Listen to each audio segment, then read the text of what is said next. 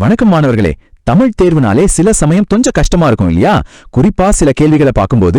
ஆனா இன்னைக்கு கவலைப்பட வேண்டாம். அந்த கடினமான கேள்விகளை எல்லாம் எப்படி ரொம்ப சுலபமா நம்ம அணுகுறதுன்னு இன்னைக்கு நாம ஒன்னா சேர்ந்து கத்துக்க போறோம். வாங்க ஆரம்பிக்கலாம்.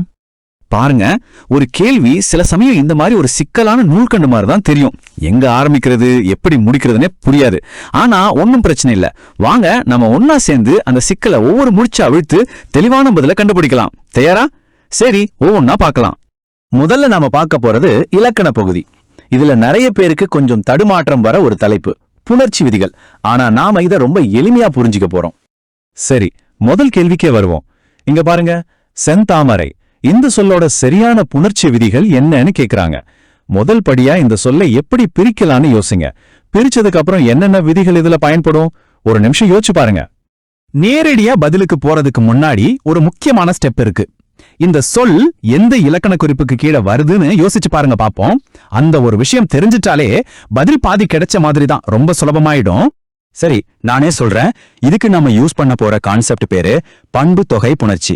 ரொம்ப சிம்பிளா சொல்லணும்னா, செம்மைன்னு ஒரு குணம், அதாவது ஒரு பண்பு, அது தாமரைங்கிற இன்னொரு பெயர்ச்சொல்லோட சேருது. அப்படி சேரும்போது என்னென்ன மாற்றங்கள் நடக்குதுன்னு தான் நம்ம இப்ப பார்க்க போறோம். இப்ப படிப்படியா பார்க்கலாம். ஸ்டெப் 1. முதல்ல செந்தாமரைய செம்மை பிளஸ் தாமரை அப்படின்னு பிரிக்கிறோம். சிம்பிள். அடுத்து முதல் விதி, ஈறு போதல்.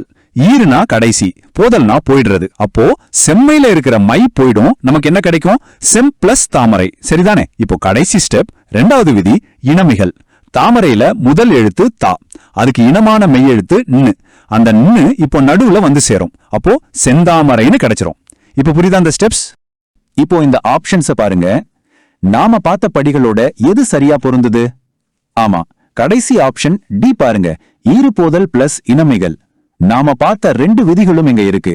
அப்போ இதுதான் சரியான பதில். மத்த ஆப்ஷன்ஸ் ஏன் தவறு?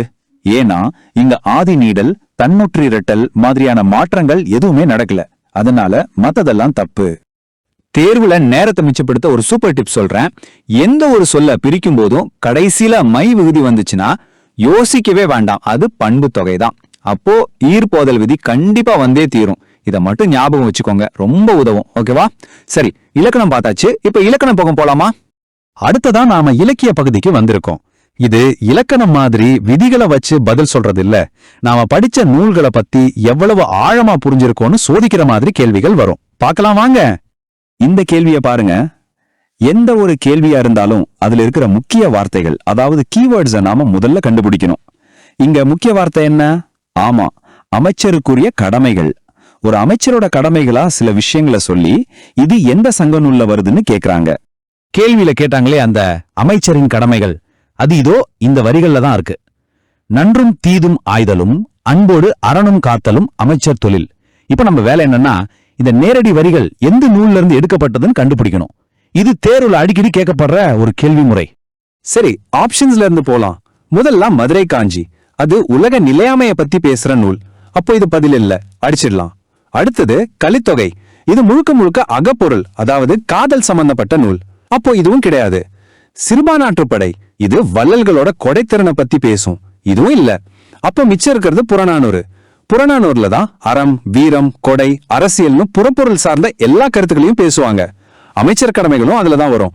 ஆக சரியான பதில் புறநானூறு. அடுத்த கேள்வி வகை ஒரு புதிர் மாதிரி ரொம்ப சுவாரஸ்யமா இருக்கும்.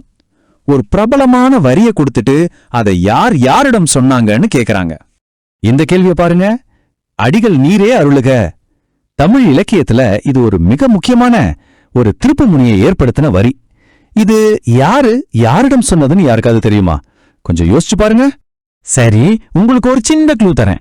இந்த ஒரே ஒரு வரி மட்டும் சொல்லப்படாம இருந்திருந்தா நமக்கு தமிழின் முதல் காப்பியமான சிலப்பதிகாரமே கிடைச்சிருக்காது. ஆமா, சிலப்பதிகாரம் உருவாக காரணமே இந்த வரிதான். இப்பவாவது ஞாபகம் வருதா? சரி, நானே அந்த கதையை சொல்றேன். மணிமேகலையின் ஆசிரியர் சீத்தலை சாத்தனார் இருக்கார் இல்லையா? அவர் கண்ணகியோட கதைய இளவரசர் இளங்கோவடிகளுக்கிட்ட சொன்னார். கதையை கேட்டு ரொம்ப வருத்தப்பட்ட இளங்கோவடிகளை பார்த்து, அடிகளே, நீங்கள் தான் இந்த காவியத்தை ஏற்ற வேண்டும் என்ற பொருள்ல அடிகள் நீரே அருளுக அப்படின்னு சொன்னார்.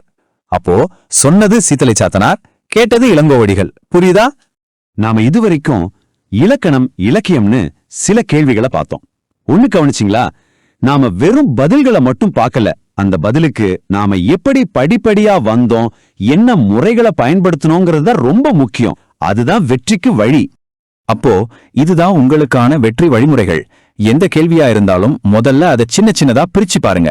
ரெண்டாவது, அதுல இருக்கிற முக்கிய வார்த்தைகளை கண்டுபிடிங்க. மூணாவது, சம்பந்தமே இல்லாத ஆப்ஷன்ஸை நீக்கிடுங்க. கடைசியா உங்களுக்கு தெரிஞ்ச அடிப்படை விதிகளை நம்பி நம்பிக்கையா பதில் சொல்லுங்க. இந்த 4 படிகளையும் நீங்க ஒவ்வொரு தடவையும் பயன்படுத்தினா வெற்றி நிச்சயம். இப்போ நான் சொல்லிக் கொடுத்த இதே வழிமுறைகளை பயன்படுத்தி அடுத்த கேள்வியை நீங்களே முயற்சி செய்வீங்களா? ஞாபகம் வச்சுக்கோங்க, பயிற்சி தான் உங்களை முழுமையா தயார்படுத்தும். தொடர்ந்து முயற்சி பண்ணுங்க, தேர்வில் வெற்றி பெறுங்க. உங்கள் அனைவருக்கும் என் வாழ்த்துகள். நன்றி. மீண்டும் சந்திப்போம்.